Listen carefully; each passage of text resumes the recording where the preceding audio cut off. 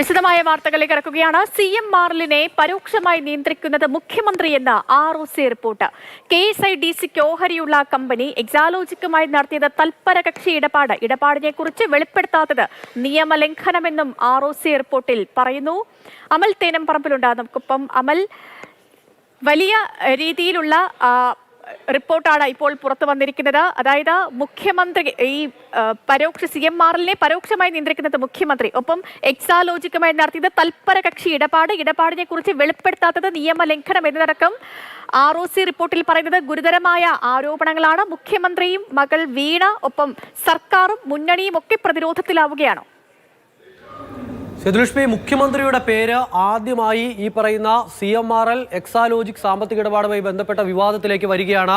മുഖ്യമന്ത്രിയുടെ കാര്യം കൃത്യമായി പരാമർശിച്ചുകൊണ്ടുള്ള റിപ്പോർട്ടാണ് പുറത്തേക്ക് വരുന്നത്. മുഖ്യമന്ത്രി CMRLനെ പരോക്ഷമായി നിയന്ത്രിക്കുന്നത് മുഖ്യമന്ത്രി എന്നുള്ളതാണ് അതിലെ പരാമർശം. സെന്റൻസ് ഇങ്ങനെയാണ്: chief minister of Kerala who directly exercise control over KSIDC and indirectly over CMRL എന്നുള്ളതാണ് ആ റിപ്പോർട്ടിലെ പരാമർശം. മുഖ്യമന്ത്രിയെ സംബന്ധിച്ചിടത്തോളം ഈ വിവാദം ഉയർന്നു വന്ന ശേഷം വീണയുടെ പേരും എക്സാലോജിക്കിന്റെ പേരും എല്ലാം ചർച്ചയായപ്പോഴും മുഖ്യമന്ത്രിയുടെ പേര് ഏതെങ്കിലും ഒരു സ്ഥലത്ത് ഈ റിപ്പോർട്ടുമായി ബന്ധപ്പെട്ട് പരാമർശിച്ചിരുന്നില്ല. വീണയുടെ പിതാവ് കേരളത്തിന്റെ മുഖ്യമന്ത്രി എന്ന് പറഞ്ഞ് തന്നെയാണ് ഈ റിപ്പോർട്ടിലെ പരാമർശങ്ങളുള്ളത്.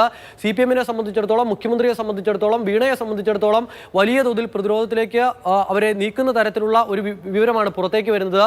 കഴിഞ്ഞ ദിവസങ്ങളിൽ പുറത്തു വന്ന വിവരങ്ങളുമായി ബന്ധപ്പെട്ട ചർച്ചകൾ സജീവമായി നടക്കുന്നതിനിടയിലാണ് ഇപ്പോൾ ഏറ്റവും ഒടുവിൽ പുതിയ വിവരം കൂടി പുറത്തേക്ക് വരുന്നത്. മുഖ്യമന്ത്രി ഇതുമായി ബന്ധപ്പെട്ടുള്ള വിഷയത്തിൽ പറയുന്നത് KSIDCക്ക് സർക്കാരിലുള്ള സ്വാധീനമുണ്ട്. ആ സ്വാധീനം ഉപയോഗിച്ചുകൊണ്ട് ഈ പറയുന്ന CMRL നിയന്ത്രിക്കുന്നു എന്നൊരു വിശദീകരണമായിരിക്കും. അത് സ്വാഭാവികമല്ലേ എന്നൊരു ചോദ്യമായിരിക്കും നാളെ CPM നേതാക്കളുടെ ഭാഗത്തു നിന്നും ഉണ്ടാകാനിടയുള്ളത്.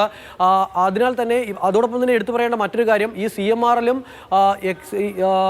KSIDCയുമായി ചില കരാറുകളിൽ ഏർപ്പെട്ടിട്ടുണ്ട്. ആ നടന്ന ഇടപാടുകളുടെ വിവരങ്ങൾ ROCയിൽ നിന്നും മറച്ചുവെച്ചു. അത് തെറ്റായ കാര്യമാണ് എന്ന കാര്യം പറഞ്ഞു വെക്കുന്നു. അതോടൊപ്പം തന്നെ ഓഡിറ്റ് റിപ്പോർട്ട്, അത് രജിസ്ട്രാർ പോലും ഒപ്പിടാതെ നൽകിയിരിക്കുന്ന ഓഡിറ്റ് റിപ്പോർട്ടുണ്ട്.